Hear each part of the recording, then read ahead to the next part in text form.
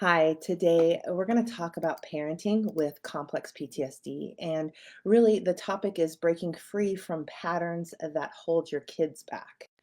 And this one is very close to my heart. I'm going to tell a story about myself, how I learned one of these, and why I am looking for them in my clients and turn them on. I do that for their kids.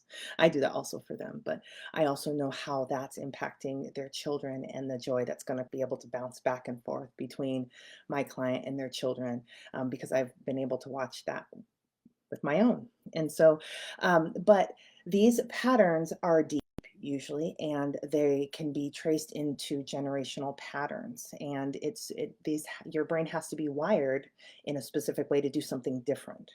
And so, a lot of times, if we look back, we'll see that the patterns were established in. You'll see it in your parents, you'll see it in your grandparents, and you'll see that this is how they were wired, and they taught you how they wired your brain that way too. And we're going to go ahead and wire our children like this as well, but we have other options than that, and we don't have to pass this stuff on. And if we're already doing it, we can open it up at any time. We can wire in a new way of being that is unlimiting to our children. I mean, it's so beautiful and really helps our children. This is the stuff that will help our children choose healthy partners, because they'll learn, ooh, I can do that. Ooh, if I do this, that lights my parent up like that. And I like that. This is, and it's a tough one to explain. So I'm going to probably use a lot of words, because this is my first time really explaining it. Actually, I was talking to a client earlier today about this, and that was my first time, and it worked. But I want to talk about the concepts behind this. This is a brain wiring thing. We need to actually open up our wiring.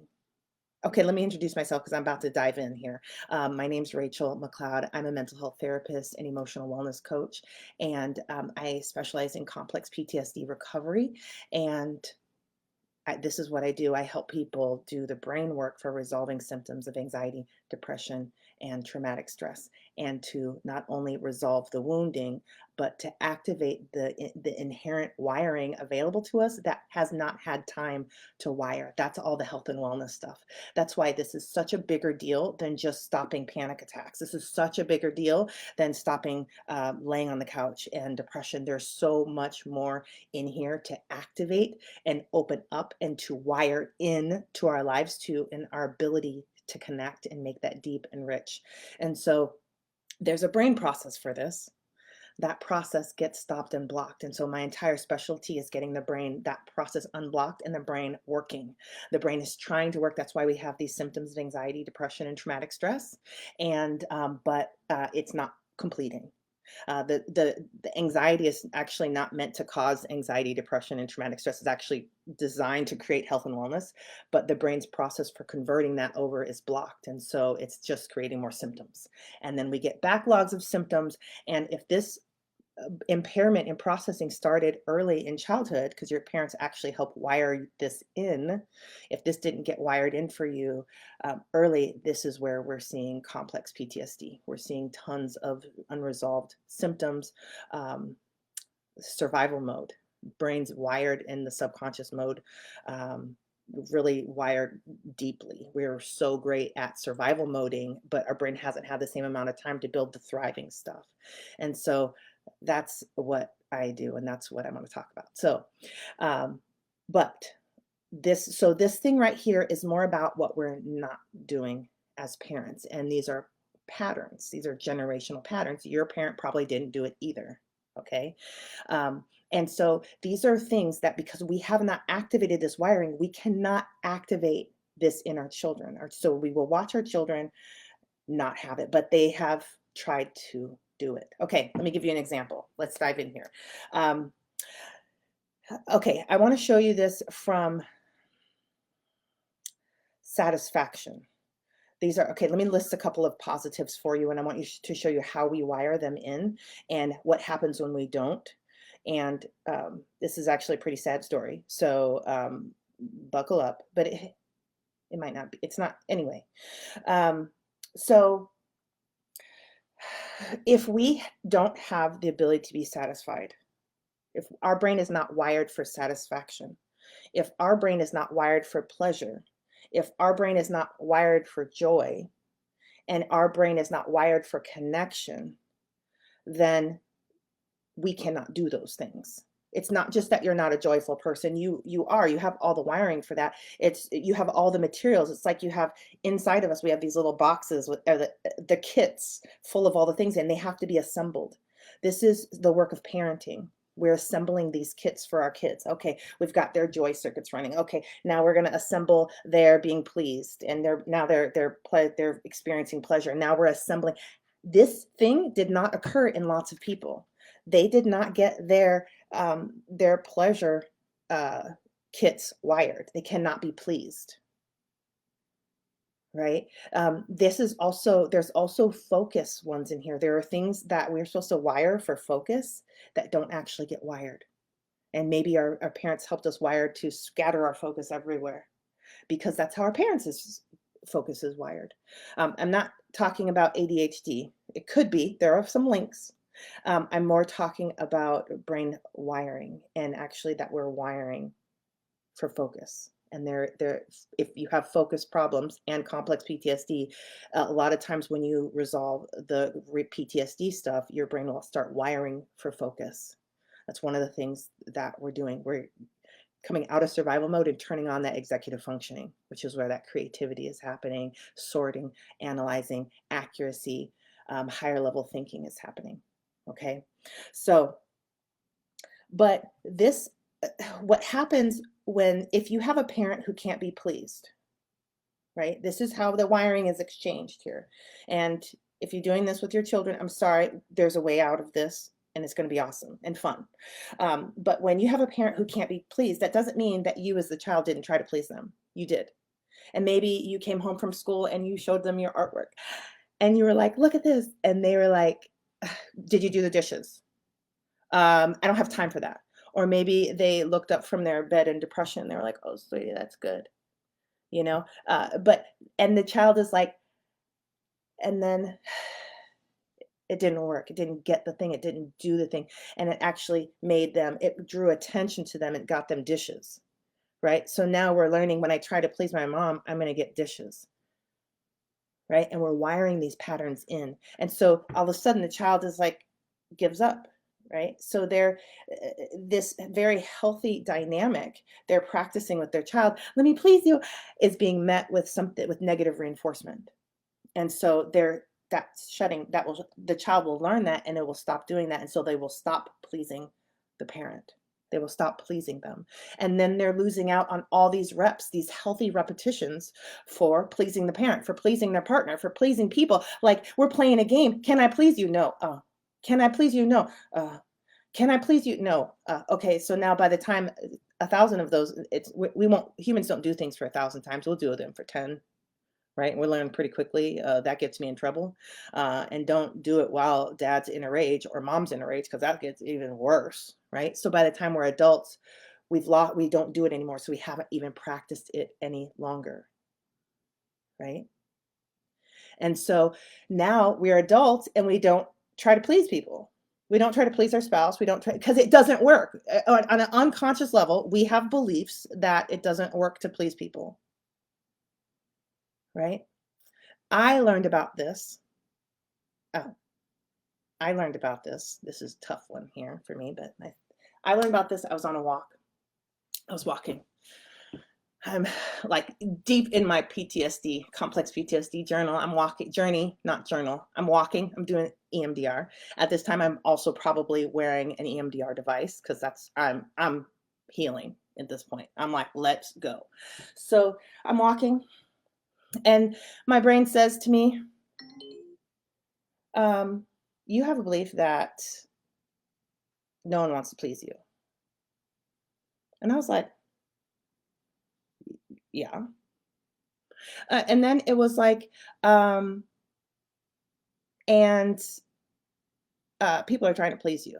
And I was like, and then I said, look at your mom. So I'm walking, right? And I'm looking at my mom and I can see she had this belief that no one's trying to please her. And then I look at my grandma, nobody had a belief. She didn't have a belief that people were trying to please her. They were preoccupied with other things. And I could see that I really didn't try to please them a whole lot. I did try to please them a lot, and I think I was stuck in patterns of that. That's not what my brain was telling me about. That's what it wants to talk about right now. But so, and then my brain said, and so I bet there are opportunities all around you that you're missing. You know, I'm going to pause in the story right here and tell you. I believe I don't know where this is at. I'm failing anatomy and physiology at all times, but there's a part of our brain called the reticular activating system. I believe it's in the brainstem. I don't know where it is. Correct me. But this part of the brain filters into our reality, our awareness, what we believe, and it filters out what we don't believe, right? And I am a therapist at this point. I know that if I believe that no one's trying to please me, my brain is going to filter out all efforts that people are making to try to please me, and it's going to show me how people are not pleasing me.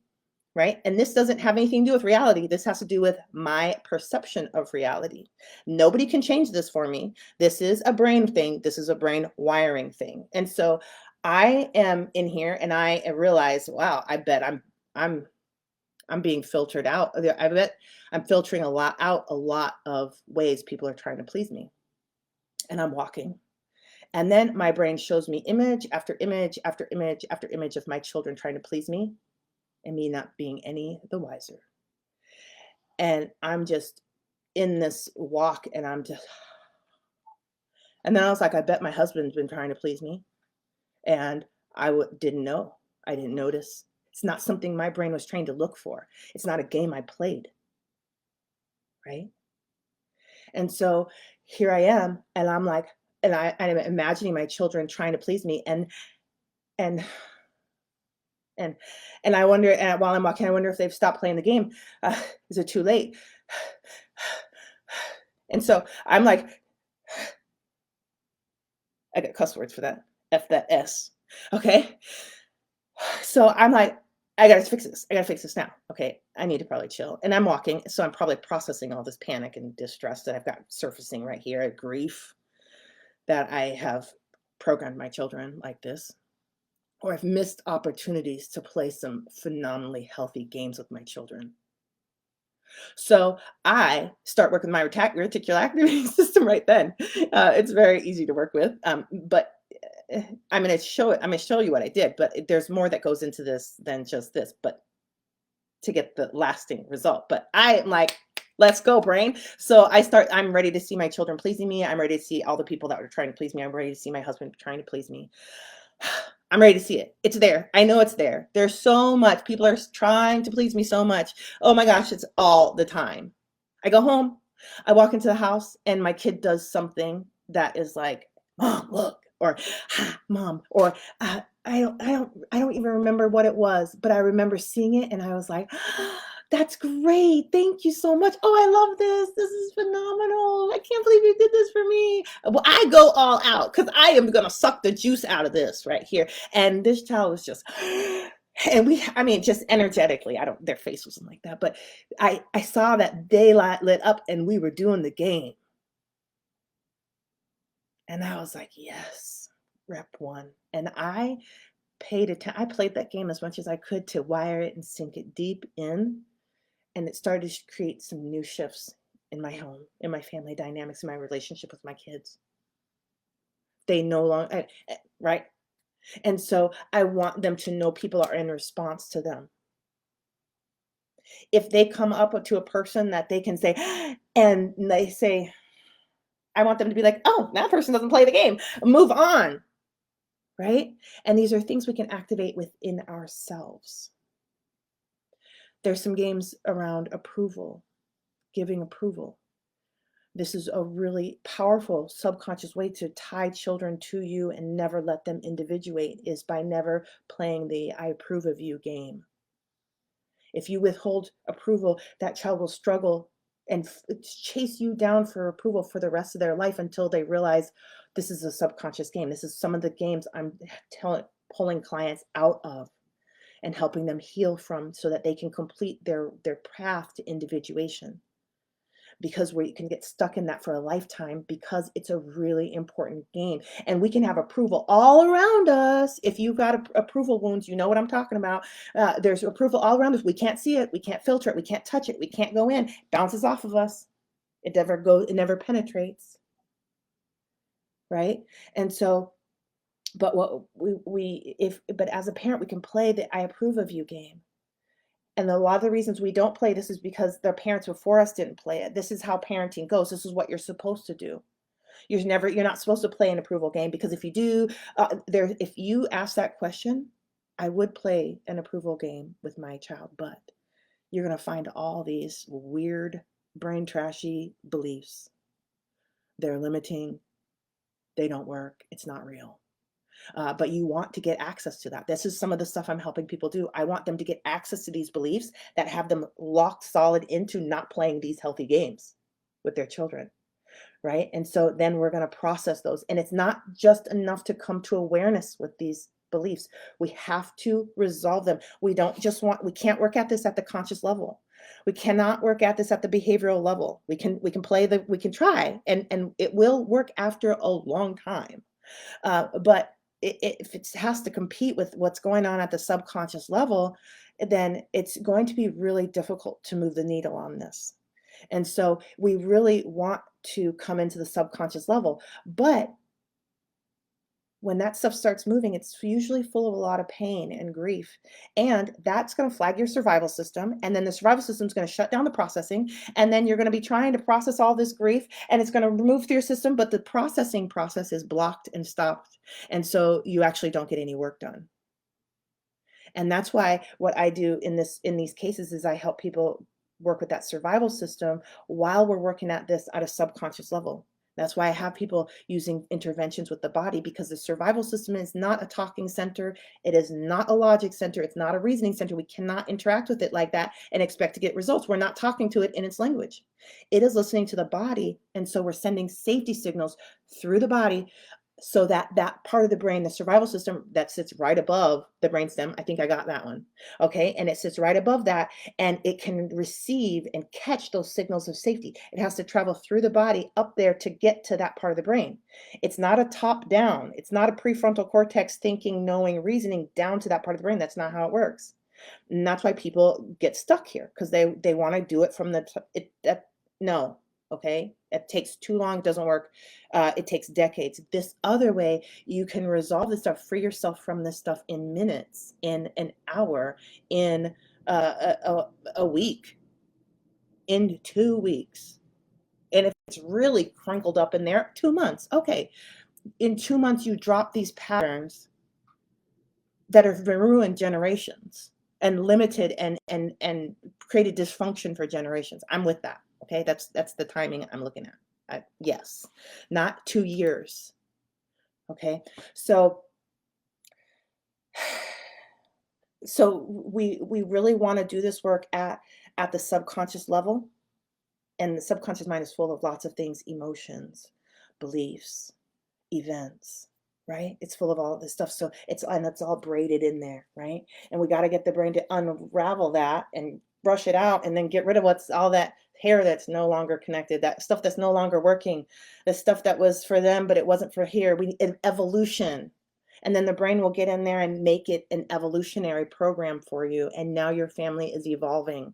This is powerful, important stuff. And when we hit this at the right level, deep transformation occurs. And that's the fun stuff. And this is where we start wiring in powerful health, powerful wellness, presence, to be present with your child, to play these games. And if you've got complex PTSD, we want to be helping your brain complete its tasks. There's a backlog of healing that needs to happen. We need to get that stuff processed because it's preoccupied with that. You might not be. You might want to be preoccupied with your children, but your brain is preoccupied with this unresolved stuff. If we get your brain what it wants, it will give you what you want, because its job is to give you what you want, but it has to go through its process.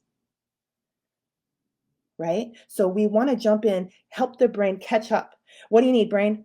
Oh, you need this memory process? Got you. Let's get it. And I want you to have the tools for this. I love that your therapist has the tools for this, but what if this memory comes up at 3 a.m. in the morning when you're sitting on the toilet? Huh? Who's gonna grab that memory up and process it in 3 or 4 minutes? You could. You could have that skill set. That's what my clients have. That's what I'm giving people. That's why I have my online program on there. I want you to have the skills. You have work to do. Your brain wants to get work done. I don't want it limited by your therapist's schedule and by your skill set. Hello?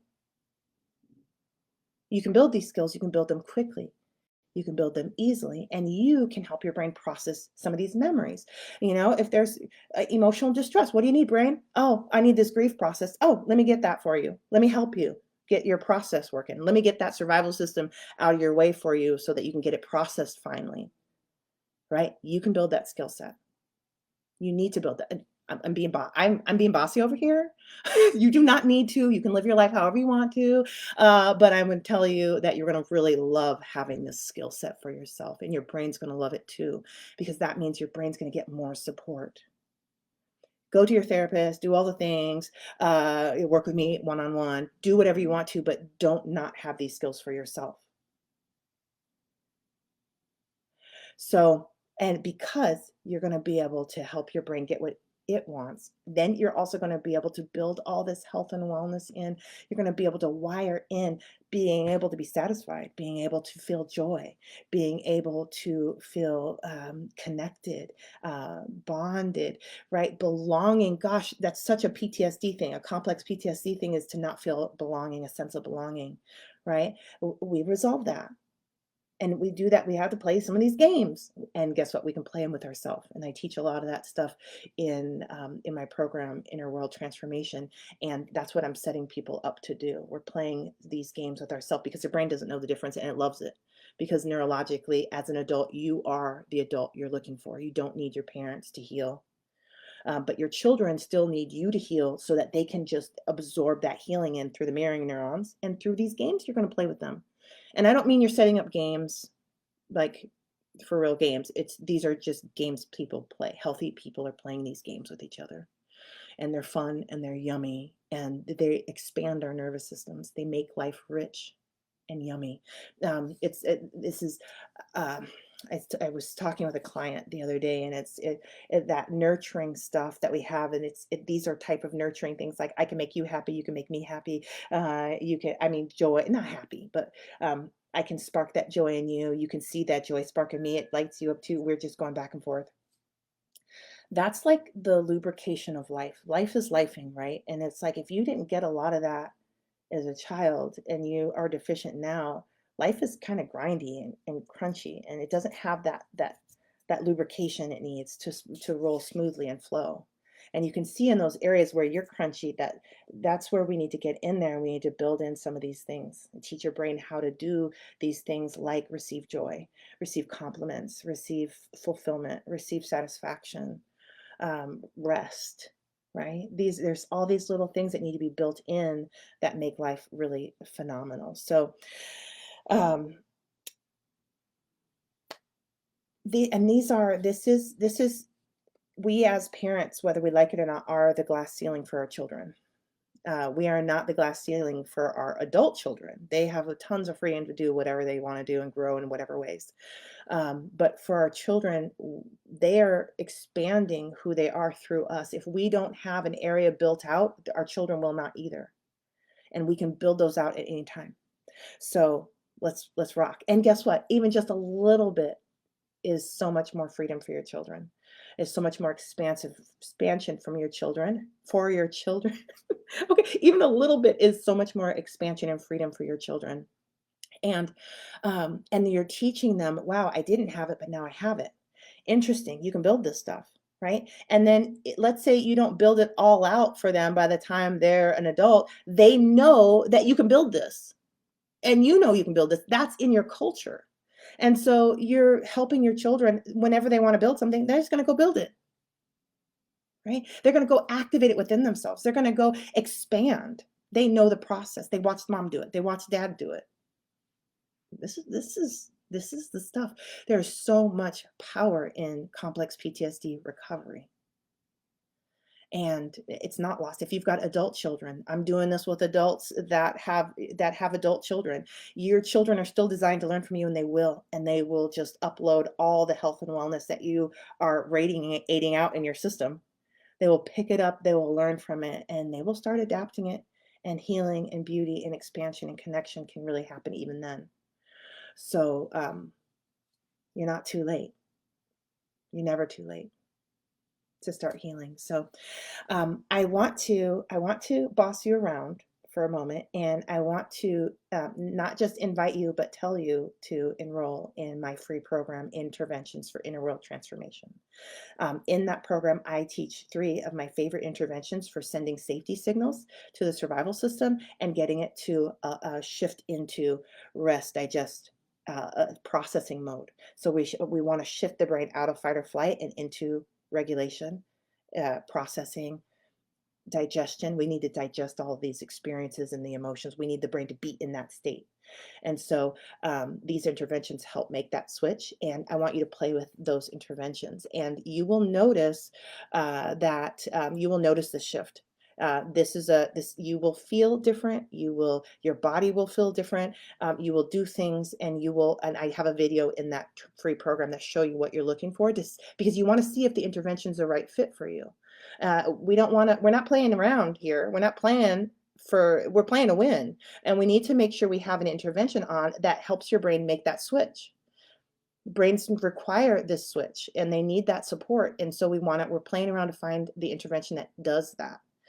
Then when you have an intervention, I want you to strongly consider enrolling in my program, Inner World Transformation, where I'm going to teach you how to work at these different levels to get to that deep subconscious reorganizing, healing, and start getting your brain to build some of these really healthy subconscious programs for you, and these ways of being with each other and being authentic, and all these things that your brain can really build out. And it will need to, if you've spent a long time in survival mode, it needs to go through a really big building phase. You might notice right now it needs to go through a pain processing. It needs to clear the pain out, right? When you get cut, it hurts, right? And emotional ones are still hurting, even if they happened 20, 40, 50 years ago. And so we need to get that pain out, and then we need to rebuild. We need to build that muscle stronger and get things healthy and vibrant and flourishing. So